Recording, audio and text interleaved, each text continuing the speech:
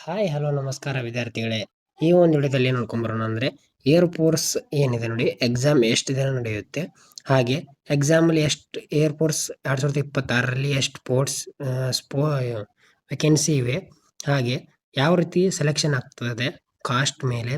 So percentage ಯಾವ ರೀತಿ ತೊಗೋಬೇಕು, 20ಕ್ಕೆ ಎಷ್ಟು ಪರ್ಸೆಂಟೇಜ್ ತೊಗೊಂಡ್ರೆ ಪಾಸ್ ಸೆಲೆಕ್ಷನ್ ಆಗ್ತೀರಾ, ಸೊ ಫಿಸಿಕಲ್ ಯಾವ ರೀತಿ ಇರುತ್ತೆ, ನೆಕ್ಸ್ಟ್ ಡಾಕ್ಯುಮೆಂಟ್ಸ್ಗೆ ಏನೇನು ತೊಗೊಂಡು ಹೋಗಬೇಕು, ಸೊ ಪ್ರತಿಯೊಂದು ಈ ಒಂದು ವಿಡಿಯೋದಲ್ಲಿ ಎಲ್ಲ ನೋಡ್ಕೊಂಬರೋಣ.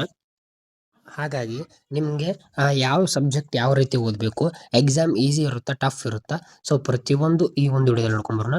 ಸೊ ಈ ಒಂದು ಬೇಸಿಕ್ ವಿಡಿಯೋ ಸೊ PDF ಬೇಕಾದರೆ ವಾಟ್ಸಪ್ಪಲ್ಲಿ ಖಂಡಿತ ನಾನು ಹಾಕಿರ್ತೀನಿ.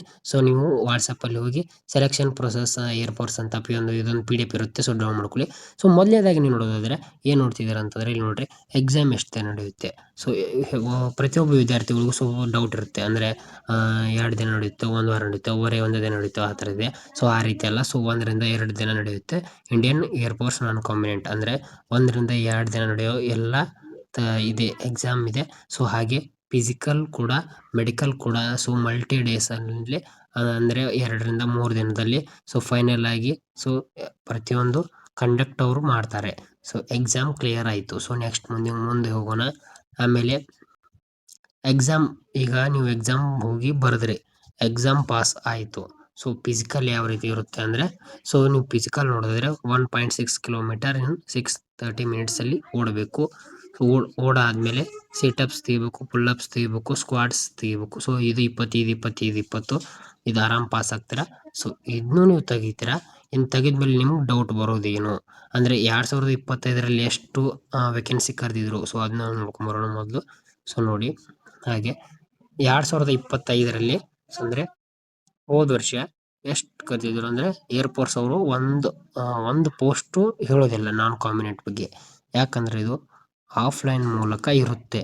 ಸೊ ಇದ್ರ ಬಗ್ಗೆ ಅವರು ಸೊ ಅವ್ರದ್ದೊಂದು ಏನೂ ಬಿಟ್ಕೊಡಲ್ಲ. ಹಾಗಾಗಿ ಯೋಧಾಸ್ ಕ್ಲಾಸಸ್ನ ಸಬ್ಸ್ಕ್ರೈಬ್ ಮಾಡಿ ಇಟ್ಕೊಳ್ಳಿ.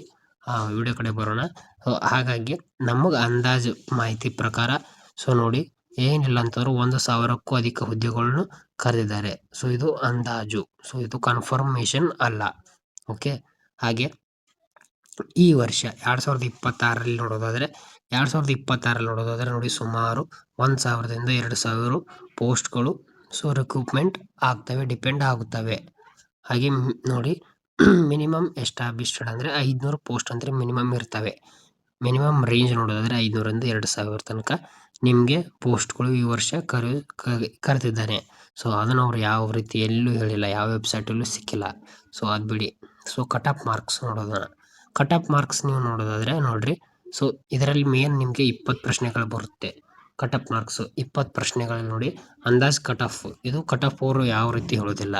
Cut off general category, so category wise select ಮಾಡ್ತಾರೆ. ಸೊ 20 ಮಾರ್ಕ್ಸು, 20 ಕ್ವಶನ್ಸ್ ಇರ್ತವೆ. ಹಾಗೆ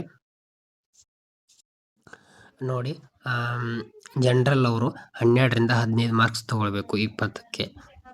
ಕಟ್ ಆಫ್ ಅಂದರೆ ಪಾಸ್ ಆಗ್ತೀರಾ, ಪಾಸ್ ಅಲ್ಲ. ಕಟ್ ಆಫ್ ಅಂತಂದರೆ ನಿಮ್ಮದು ಸ್ಕೋರ್ ಎಲ್ಲ ಹೇಳೋದು. ಸೊ ಸೆಲೆಕ್ಷನ್ ಪ್ರೊಸೆಸ್, OBC ಅವರು 11ರಿಂದ 14, SC/ST ಅವರು 9ರಿಂದ 12. ಸೊ 20ಕ್ಕೆ ಎಷ್ಟು ಮಾರ್ಕ್ಸ್ ತೊಗೋಬೇಕು.